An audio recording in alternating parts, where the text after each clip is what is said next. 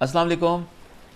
एक क्लाइंट मेरे ऑफिस में आते हैं, आकर मुझसे क्वेश्चन करते हैं कि आपकी कंपनी में एम्प्लॉयज़ की रिटेंशन क्या है, मतलब कि आपके पास पुराने लोग कितने हैं और नए लोग कितने हैं। उससे वो एक परसेंटेज ड्रॉ करते हैं कि अगर पुराने लोग ज़्यादा हैं तो एम्प्लॉयज़ रिटेंशन ज़्यादा होती है, अगर कम है तो कम होती है। उस बात से मुझे एक बात याद आ गई। मैं एक बार अपने एक दोस्त और क्लाइंट के साथ बैठा हुआ था, तो उन्होंने बड़े प्राइड के साथ बोला कि हमारी कंपनी की जो एम्प्लॉयज़ रिटेंशन है वो 90% से ज़्यादा है। मतलब हमारे पुराने जो एम्प्लॉयज़ हैं वो हमारे फैमिली मेम्बर बन चुके हैं तकरीबन। मतलब ऐसा उनके साथ लॉयल्टी है, प्यार है, मोहब्बत है।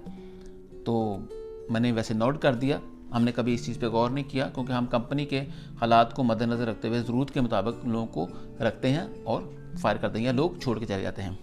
डिपेंड करता है, उसमें मुख्तलिफ़ चीज़ें होती हैं, या लोग कंपनी से खुश नहीं होते या कंपनी लोगों से खुश नहीं होती।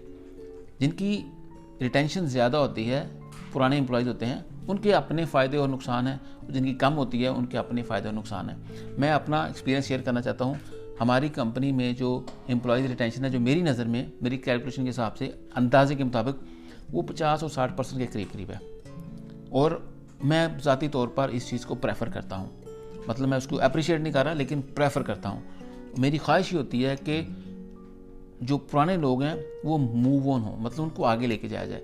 अगर वो आगे नहीं जाना चाहते तो उनको जगह चेंज करने का हक मिलना चाहिए, चाहे वो चाहें या ना चाहें, चाहे उनको निकाला जाए, चाहे वो खुद छोड़ के चले जाएं। क्योंकि मेरे पास जब लोग हायर होने के लिए आते हैं या इंटरव्यू के लिए आते हैं, मैं उनको अक्सर ये बोलता हूँ, अगर आपने अपनी पोजीशन के ऊपर नहीं जाना, ग्रो नहीं करना, तो आपके लिए मुश्किल हो जाएगा। मिसाल के तौर पे, अगर आप आगे ग्रो नहीं करना चाहेंगे, एक जगह स्टैग्नेंट हो जाएंगे, रुक जाएंगे, पानी की तरह रुक जाएंगे, कल सट जाएंगे, तो मैं प्रेफर ये करूँगा कि आपको निकाल दूँ या आप खुद छोड़ के चले जाएँ।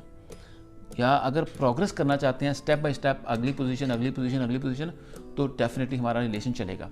उसकी वजह ये होती है कि हमारी अपनी जो प्रेफरेंस होती है कि यूथ जो आगे आनी चाहिए। अगर वो लोग ही बैठे रहेंगे जो पुराने हैं, तो पुराने जो नए आने वाली यूथ है उनको जगह नहीं मिलती।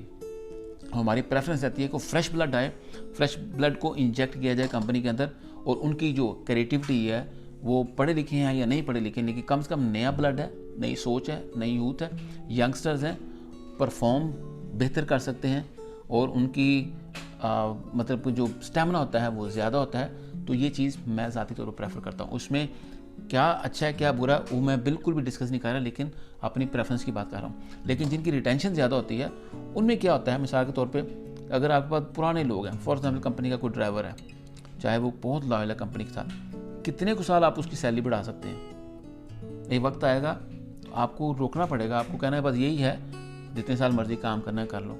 तो उसमें कहीं ना कहीं प्रॉब्लम हो जाती है, या तो कंपनी मजबूर होती है या वो बंदा मजबूर होता है। एंड ऑफ द नुकसान किसको होता है? उस शख्स को। और कंपनी भी कहीं ना कहीं देखा जाए तो वो मजबूर हो जाती है। अभी हमारे लॉयल लोग हैं, पुराने लोग हैं, तो उनको साथ लेके चलना मुश्किल होता है। तो मेरी ख्वाहिश होती है कि लोग इम्प्रूव करें, और मैं उनको चैलेंजेस भी देता हूँ, थोड़ी सी सख्ती भी करता हूँ।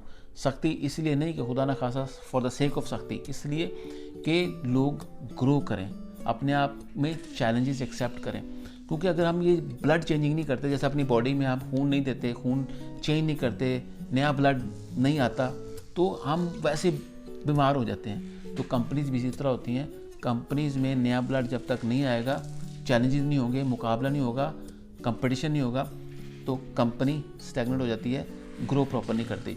कभी कई कंपनीज ऐसी हैं, उसकी सक्सेस स्टोरीज हैं कि वो पुराने लोगों के साथ काम कर रही होती हैं, लेकिन कहीं ना कहीं वो ऐसी बॉन्डिंग हो चुकी होती है कि वो फ्यूचर में जाके तकलीफ देती है। जब टूटते हैं मुश्किल हो जाती है, क्योंकि end of the day employees होते हैं, एम्प्लॉयर होता है, मालिक होता है, मुलाजम होता है, वो कभी मालिक नहीं बन सकता। तो बहुत सारी चीज़ें देखनी पड़ती हैं।